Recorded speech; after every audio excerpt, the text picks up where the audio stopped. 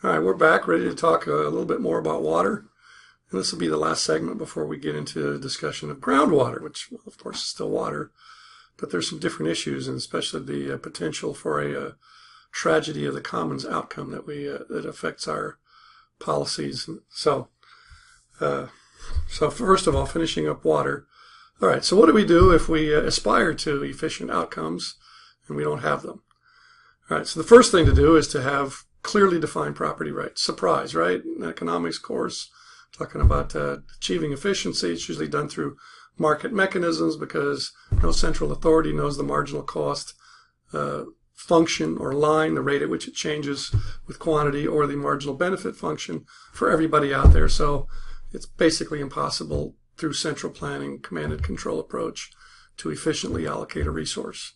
All right, so we need to have the basis for trade, and the basis for trade, or the basis for charging for something and then people deciding how much of it that they want to buy, is clearly defined property rights in consumption of the water, not just the diversion of it, or not the diversion of it, but in addition to that, how much of that you can consume, because see, that takes care of those third-party effects that otherwise mess up the ability to easily make trades.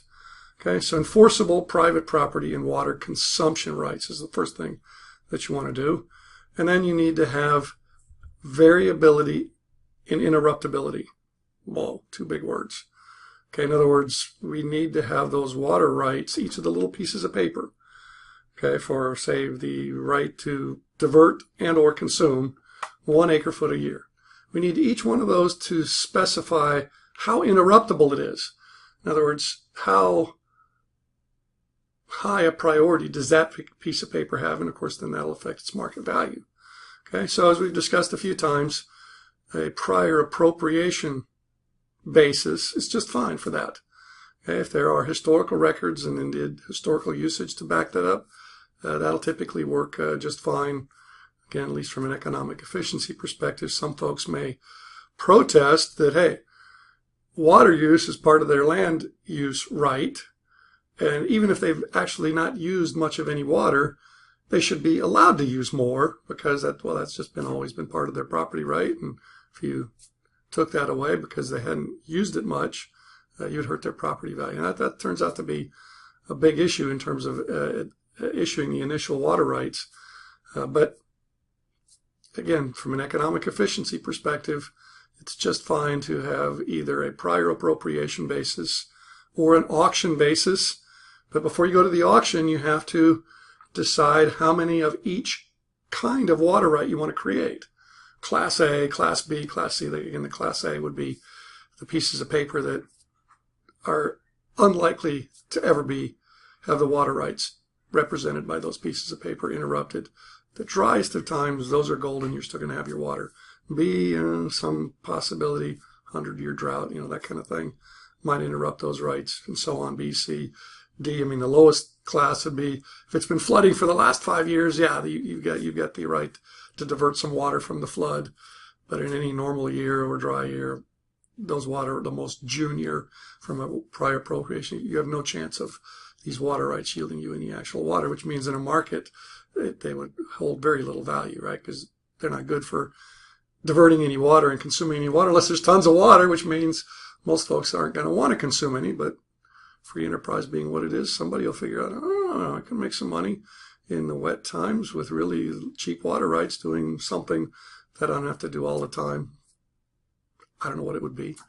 That somebody out there possibly will figure it out and buy up those cheap water rights and put them to good use during those wet years. All right, so in addition to clearly defined property rights, you want to have the public set aside through purchase some water rights for in-stream use. Okay? In other words, to support species. In some cases, you have to, Endangered Species Act, sorts of things. And then there are other grounds for these in-stream rights. We've talked earlier in the semester about measuring benefits, right? So you do those hedonic methods, the survey methods, and you determine that those in-stream uses of water have a high value, and that's the basis that you would use then to purchase a certain amount of water to leave it flowing in-stream and for those public goods sort of in-stream uses. And then anything above and beyond that is available for diversion and consumption. according to the initial distribution of the water rights, how wet or dry it is, so how many of the water rights are good and how many of them have been interrupted. And then, of course, there's the trade issue of who's purchased what from whom, and some central authority needs to keep track of that and enforce that each person only be allowed to consume according to the water rights that they own, either from initial conveyance or from having gone into the market and bought some from someone else. Okay, so auctions are efficient, prior appropriation is efficient. Prior appropriation is typically politically correct other than the what I call correlative rights, the implied right to use water that people believe exists and may exist in legal doctrine for just property ownership, but hasn't been actually exercised. So there's no record of prior use to say, here's your water rights, and by golly, these are really good water rights because you've been using these for a long time. In some places, that's just, nobody's used the water, so they must not have a beneficial use from it, and we're going to give them any water. But if they raise enough of a ruckus, it might be, look, if we want to get this market system going, we're going to have to placate these people with some water rights. So typically that's done when it is with some combination of water rights, mostly junior water rights. And then they're at least given some compensation for whatever they can sell those for if they want to continue to not pump or divert a whole lot of water as they had been doing in the past. So it provides them some compensation to make up for the property value loss of no longer having that correlative implied right to divert water as part of land ownership. Okay, so the auction is efficient as well, but not politically correct because you're asking people to ante up some money to do something they historically had done without having paid for it. And plus, for the lowest value water users, they're not competitive. That's the whole idea of the auction, is to allocate it to the highest value uses. And the low value users then will not be able to afford to bid enough to be competitive. And in a way, that's kind of a taking of water or a taking of economic use. Again, that might run you into some political trouble, might be an impediment to installing the more efficient use of water. So you might have to grant some water rights for that. Oh boy, I think we're dead in the water again. 1835 froze. Okay, so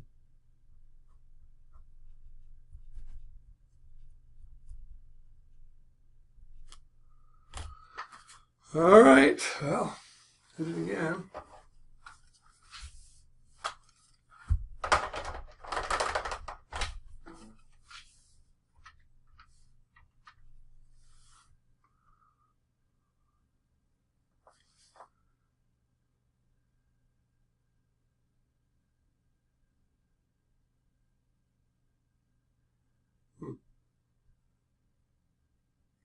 Ah.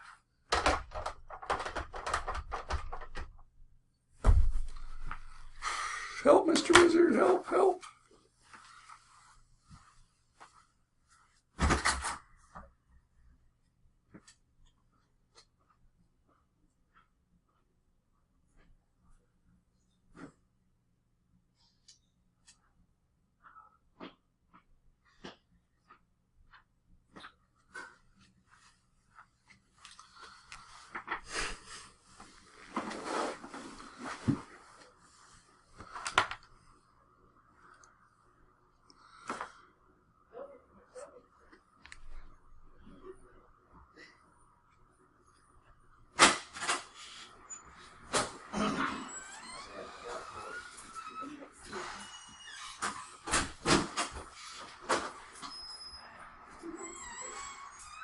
Hello. All right, I'm back. A couple of interruptions today. Today being the day when I'm wearing the red tie and the cowboy shirt. A couple of interruptions today because the webcam has been kind of persnickety and freezing up on me. So hopefully I'm going to leave off where the last one quit. We were talking about setting up markets and figuring out how many water rights to have and which kind and how to get them out. Again, auctions are great. Doing it by prior appropriation is great. side problem, correlative rights that don't actually have any use to back them up from the past, or maybe not very much use, and the landowner says, hey, you know, I want more water rights than represented by my past use, otherwise that'll reduce the value of my land. And politically, you may not be able to ignore that, or it may just gunk up the whole political process, and you may be stuck in the inefficient process that you feel you need to change. All right, so what can you typically do, and how should you do it in order to have an efficient outcome at the end of the process? And naturally, my guess, the lubricant being money. And so you might have to have a tax on water trades to raise the money to buy off some of the water rights, for example. All right, so what would you do? You would issue water rights of different classes based on historical usage, if you could document that, or based on future historical usage. You know, that sounds pretty nutty, but that's actually what happened here in San Antonio in the 1980s, is that we didn't have any of those sorts of records to document prior appropriation and historical use. At least not everybody didn't have them and have enough of them. So Henry Cisneros, who was mayor at the time, proposed this idea that we would have a historical usage documentation period. I don't know if that's what he called it, but basically it meant base water allocations from the Edwards Aquifer on future historical usage. And so pump, baby, pump was the, I know we're not talking about groundwater yet in terms of the course, but using this example, you know, yeah, from our groundwater situation, actually it's San Antonio is sort of a mixed situation. Yeah, the water's underneath us in the Edwards Aquifer, but it flows so freely that a lot of people think of it as like surface water. It's sort of an underground river and an underground reservoir.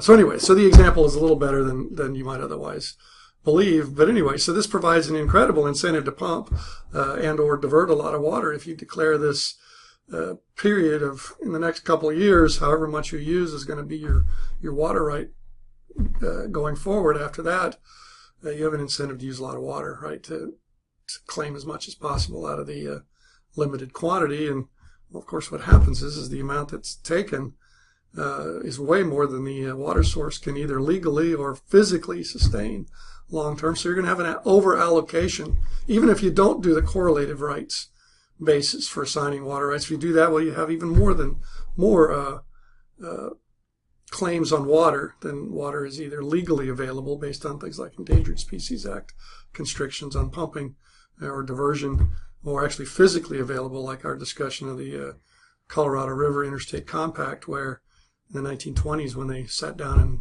hashed out this agreement, the data available to them at the time showed the Colorado producing a lot more water than it actually has since then.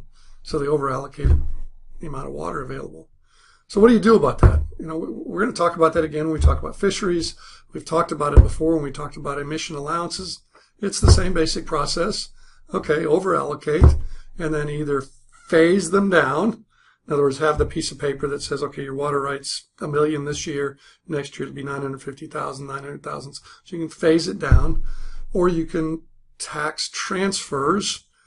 Okay, and when you do that, you raise money, and then you can buy off some of the water rights. Okay, or if you're lucky, this typically doesn't happen. The legislature will just fund a pot of money to finance the purchase of some water rights, and then you just tear them up, throw them away. At some point, you get down to the level that you actually want to have diverted and used on a regular basis. Okay, so that addresses how you go from, hey, to get this done politically, we've got to give everybody a water right, some water rights, and that's a question. It's even more complicated. Well, which mix of interruptibility water rights do you hand out based on historical usage? Probably an even share of all of them, and then through market transactions, some people will buy themselves into less interruptibility, and others will accept for the market benefit of selling more interruptibility. So if that isn't enough complication, there are problems in just getting this whole thing set up that have to do with what are called pecuniary externalities. Okay, so there are plenty of problems as it is, politically mostly, in terms of assigning the initial allocation of water rights. But then the whole idea of the fact that water rights are going to move from low-value users to high-value users is utterly unacceptable to some people, because they're not going to get any of the money from the actual selling of the low-value water uses to higher-value users. And they're going to bear indirectly some consequences. In other words, let's say you're the local feed store.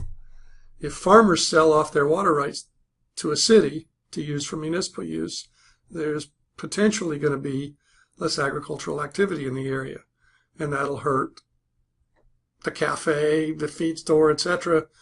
Those are the pecuniary externalities. See, not the same thing as physical externalities that we've talked about repeatedly, starting with the pollution discussion earlier in the semester.